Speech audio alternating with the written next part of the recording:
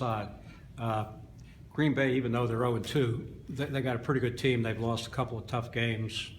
They're very good. The team that won 24 games last year has, I think probably the preseason player of the year in Love, and with some veteran players that have won a lot of games. They got a couple guys that have never lost to an ACC team. They've beaten both Virginia and I think Miami.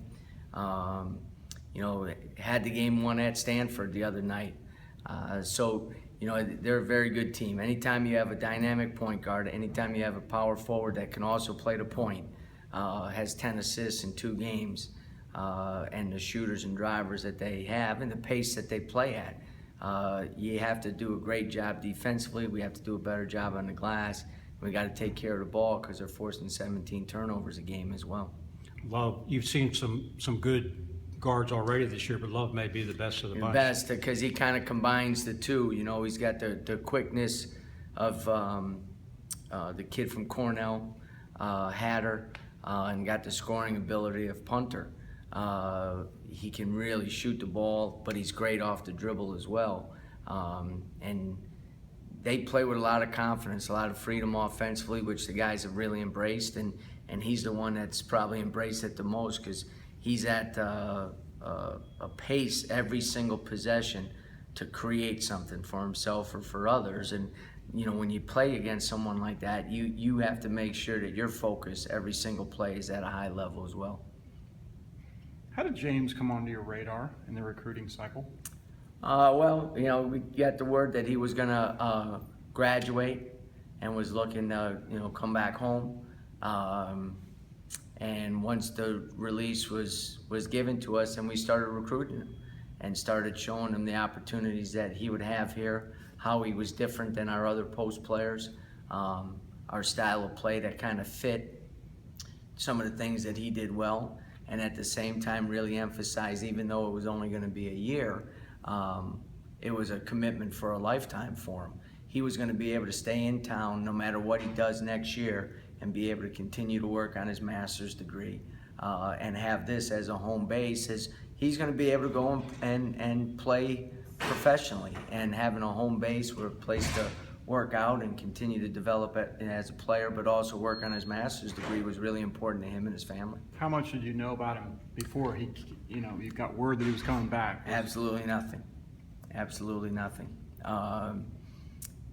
I learned quickly, though. You were able to watch film and see the things that he could do, even though he was injured for a good part of last year. But it took one face-to-face meeting with him and his dad to see the character of the kid, but also to see the core values that the dad had instilled in him, and it was a perfect match for us.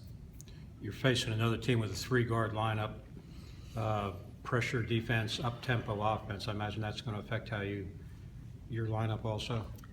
Well, we have to keep challenging our big guys to be able to guard. You know what I mean? We didn't go small in that game at all against Tennessee.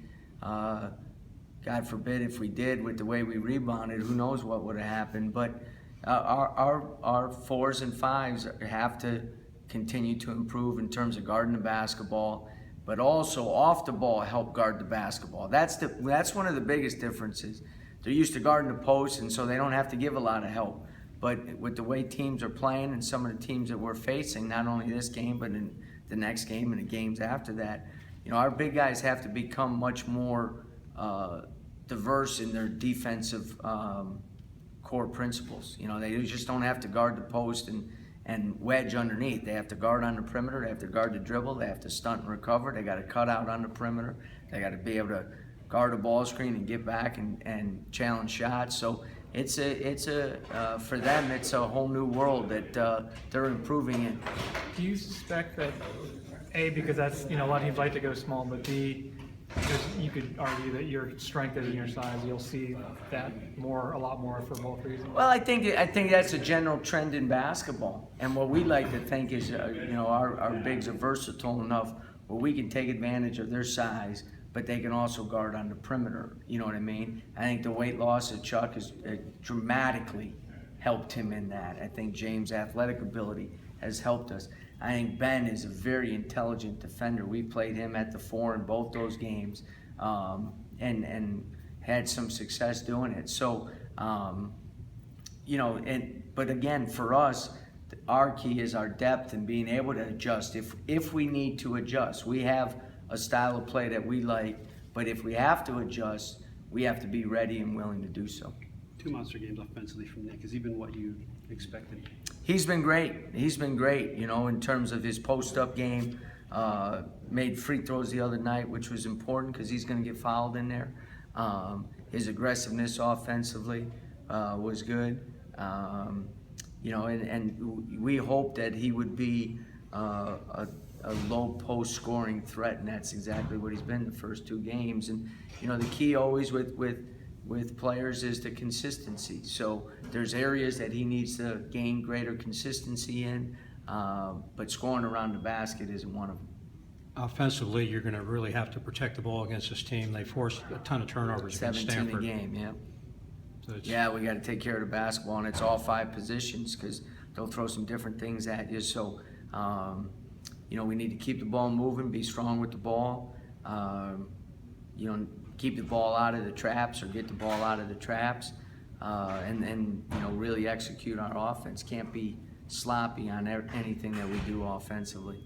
Have you noticed that the games are being called differently as they, I guess they're going to call them? Yeah, I thought our first 2 games were well officiated. I don't spend a lot of time.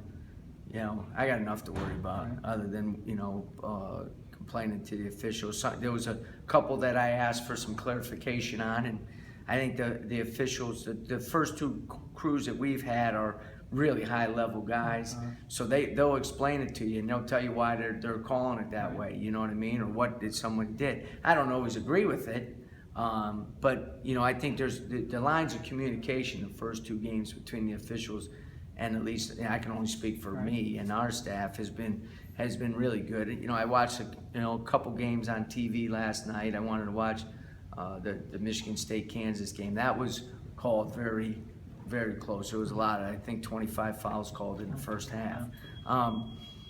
So it's something that everybody's got to adjust to. But I think the adjustment doesn't only come from players and coaches. It comes from the officials as well.